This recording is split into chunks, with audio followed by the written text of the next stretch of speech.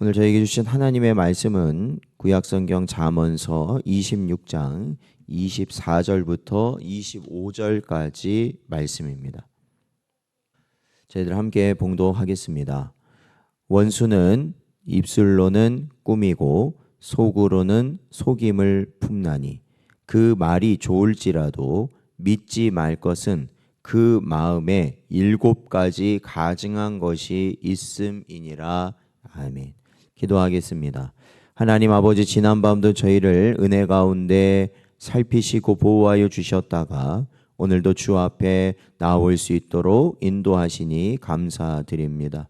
오늘도 저희의 심령을 새롭게 하시고 오직 하나님이 주신 은혜 가운데 나아갈 수 있도록 인도하여 주시어서 지혜로운 길 가게 하시고 복된 길 가게 하시며 오직 생명의 길 갈 수 있는 저희 모든 성도들 되도록 인도하여 주옵소서. 간절히 바라옵고 예수님의 이름으로 기도하옵나이다. 아멘. 오늘은 보이는 것이 다가 아닙니다 라는 제목으로 하나님 말씀 증거합니다. 오늘 본문에서 이 원수라고 번역된 히브리어는 이 증오나 미워하는 감정을 의미하는 단어입니다. 그리고 그 다음에 나오는 이 꾸미다라는 이 말에 해당하는 단어는 위장하다, 감추다라는 뜻을 가지고 있습니다. 따라서 오늘 본문은 이 속으로 증오나 미움의 감정을 가지고 있으면서도 이 겉으로는 부드럽고 달콤한 말로 이 속마음을 감추며 상대방의 친구나 형제 혹은 충신인 척하는 모습을 묘사하는 말씀이 오늘 본문의 말씀입니다. 그리하여 솔로몬은 25절을 통해 이러한 자를 믿지 말라고 경계하면서 그 마음에는 7가지 가증한 것이 있음이라고 덧붙이고 있습니다. 즉 이는 그 속에 7 구렁이가 앉아 있는 것처럼 악한 생각으로 가득 차 있으면서도 미소와 부드러운 말로 위장하며 다가오는 음흉한 자들에 대하여 이 경계를 늦추지 말아야 한다라는 것을 우리에게 교훈하는 것입니다. 그런데 사실 이 땅 위에 생명체 가운데 이처럼 속마음과 입술, 나아가 겉모습이 따로 움직일 수 있는 존재는 사실 인간밖에 없습니다. 동물 중에는 간혹 이 먹이를 잡거나 자기를 보호하기 위해 일시적으로 자기의 모습을 가장하는, 즉 이제 위장하는 그러한 것이 일시적으로는 있습니다. 이것은 이 생존 본능에 따라 잠시 그러한 모습을 갖기는 합니다. 그러나 인간처럼 치밀한 의도로 흉계를 가림으로써 친구나 형제처럼 행동하는 경우는 없다는 것입니다. 그러니까 짐승이 사기를 친다라는 말은 우리가 들어본 적이 없는 거죠. 그러니까 짐승은 그럴 수가 없다라는 겁니다. 그러기에 우리는 이 개를 보면서 개가 꼬리를 치면 개가 어떻다는 걸 우리는 압니까? 아, 개가 기분이 좋구나. 근데 개가 으르렁거린다 그러면은 벌써 뭐가, 아, 개가 경계하고 있구나, 이렇게 저희가 받아들이는 것이 당연하다라는 겁니다. 개가 꼬리를 치는데 아, 저 개가 속으로는 나를 물으려고 노리고 있으면서 겉으로는 꼬리를 치고 있다, 이렇게 생각하는 사람은 없는 거죠. 사실은 그렇게 생각하는 게 오히려 이상하다라는 겁니다. 그러니까 짐승은 그렇게 속이지 않는다라는 거죠. 그렇다면 인간은 어떤가? 본절의 경고처럼 이 속으로는 해치려는 마음을 가지고 있으면서도 겉으로는 어떻습니까? 한없이 다정한 모습과 말과 행동을 할 수 있는 존재가 바로 인간이다라는 겁니다.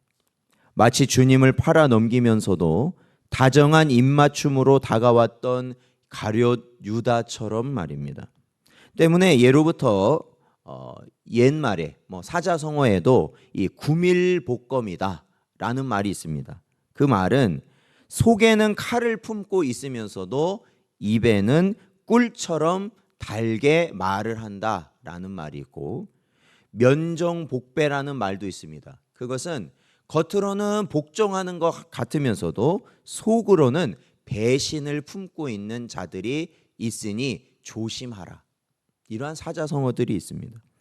그러므로 사랑하는 성도 여러분, 우리는 거짓의 아비인 사탄이 이 공중 권세를 잡고 있는 영으로 있는 한 아직 이 땅에는 양의 탈을 쓰고 이리처럼 행동하는 자들이 수없이 많다라는 것을 우리는 반드시 잊지 말아야 할 것입니다. 그러므로 겉으로 보는 그 사람이 굉장히 친절하고 매너 있고 뭐 잘 나가고 능력 있다, 이러한 것이 결국에는 우리 자신을 속이기 위해 접근하는 모습일 수 있다라는 것을 우리는 항상 염두에 두어야 한다라는 것이죠.